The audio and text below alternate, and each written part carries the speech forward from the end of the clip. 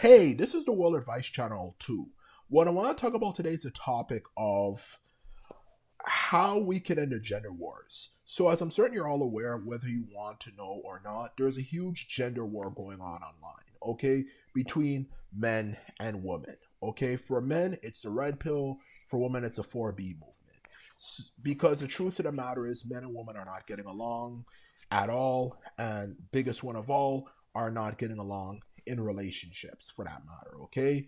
So, what I'm going to discuss for this video is how we can end the gender wars in a simple and straightforward way so anyone can understand it without having any biases being attached for that matter. Okay, so now I mentioned that, let's get started. So let's get to the first point. The first point when it comes to how we can end the gender wars is for women to be less sensitive. Now, even though this might sound kind of contradictory to my first statement, I'm being unbiased here. The truth is that I'm not being biased here. Because the truth of the matter is, when it comes to the gender wars, specifically related to relationships, okay, let's keep it real, okay? And let's not lie to ourselves. Women are very sensitive, okay? And the issue is not necessarily that they're more sensitive than men, because obviously that's not a biology. We all aware of that. Women naturally, the chemicals that make someone feel pain emotionally is much faster, yada yada yada. We all know that, okay, at this point, okay? We all know women are genetically, biologically, whatever you like to say, more sensitive than men. But the difference is that when it comes to there's a difference between naturally biologically being more sensitive and acting on your emotions, okay? Because the truth of the matter is, when you're in a relationship, it's inevitable things are going to get rough and tough at some point, because when you're in your relationship, you have to learn to deal with your own flaws as a person.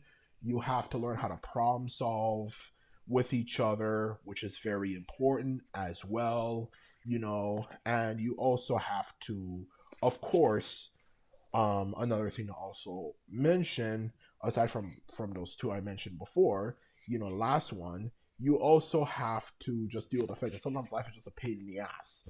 Stressful situations happen, like a family member gets killed, or your kids get into trouble, whatever, yada yada yada.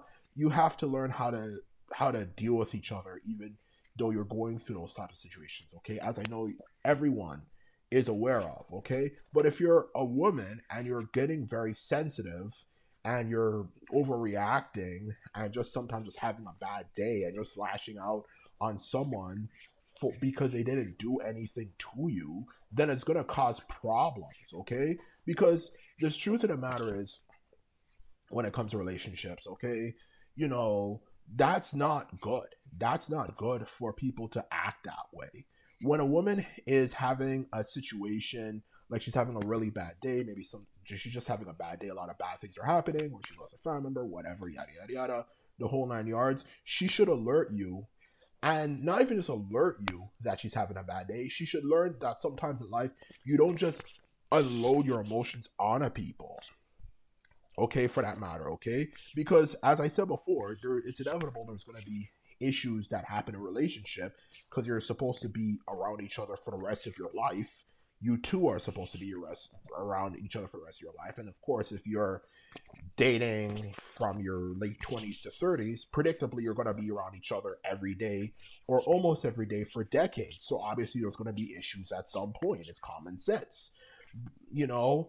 But the truth of the matter is, of course, if you have women who feel that it's okay to always act on their emotions, because that's how women are taught, always act on your emotions, don't hold it in, don't be like a boy, at some point it's going to cause a lot of problems and a lot of really, really ugly situations that, of course, can become a memory. And every time you get in a new situation, that memory can come back and create some really ugly arguments. Because the truth of the matter is, okay, and I'm not denying women are sensitive, as I already said before, more sensitive than men at least, but you have to sometimes have some degree of strength. Crying and moaning and fussing every single time life gets hard and stuff is not a way you want to behave in life, let alone when you're in a relationship and you're supposed to be around the same person for the rest of your life, let alone when you die, for crying out loud, for eternity. even for that matter. And yes, relationships are a very deep fucking thing, you know.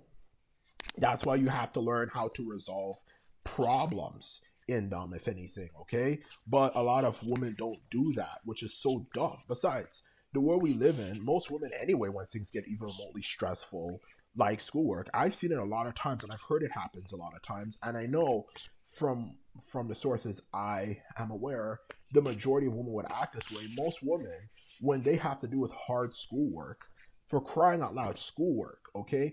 No matter how hard schoolwork is, specifically if you're in your teens, 20s, and even a grown person, should you ever feel the need to cry because it is so hard?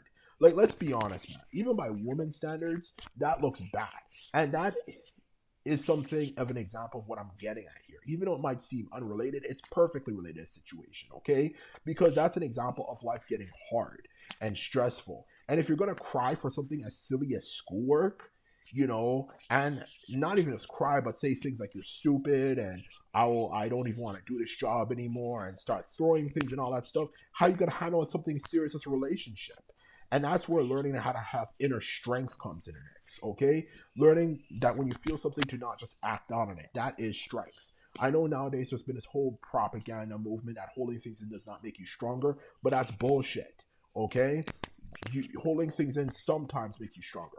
Yes, yes, yes, I do know sometimes women cannot hold things in, but there's a difference between holding in things when something's like really bad, like somebody you love and care for died, versus holding things in that's relatively petty. Maybe, I'm just having a bad day and maybe, you know, um, your husband, for example, maybe, I don't even know, like, accidentally bumped into you. You shouldn't flip the fuck out over that. Or something just silly and petty and stupid, or even just having a discussion about some random topic. That's dumb. And that's one of the reasons why relationships always fucking end so badly. Because a lot of women just feel that they always have to act out on how they feel, but that's not good. And that's my first point, okay? So, in short, no, I don't think that's a good thing, okay? Women should not act on their emotions all the time. And the second point, of course, the last point is that women also, and not just women, but men too, as I said, I'm going to be unbiased here.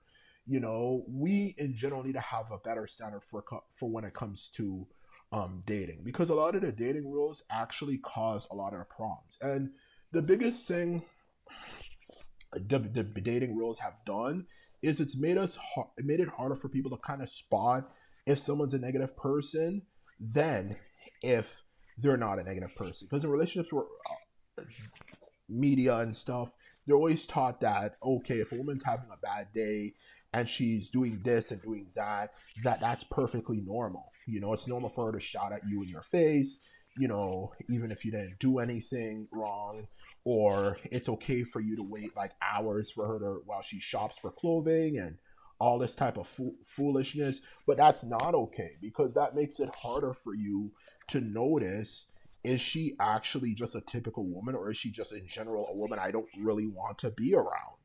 And another one, of course, that's the infamous one that every red pillar talks about. Oh my God, we hear this all the time. Is the infamous, being a nice guy. But that in itself is a dumb thing, because being a nice guy, you don't have to be a nice guy all the time. Just be yourself. Don't force yourself to always be nice to someone all the time, because then they just get bored and it creeps them out. Because, like, why are you so nice all the time? It's to a point that you really, really, really, really, really, really like me, to the point that there's nothing left. So it kind of gets, as a result, a bit boring. So, in short, in other words, we have to change the dating rules. Okay, the biggest dating rules we have to change is, first and foremost, your partner does not have to be overly nice all the time. Just be yourself. Do not force yourself to be nice. You don't have to do all these silly things like always open a door, always pay for things, and all that sort of stuff. In all honesty, as that's unnecessary. And the second one, of course, is that do not as well spoil the other person, okay? Specifically on the male side, do not spoil the female. You don't have to always do things for her, you know?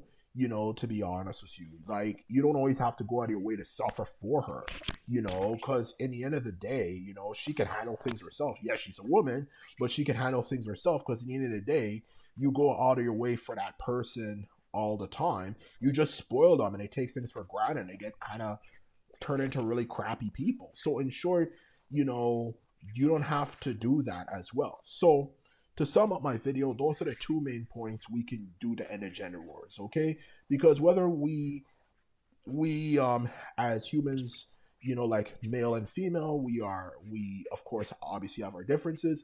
Overall, we definitely can get along.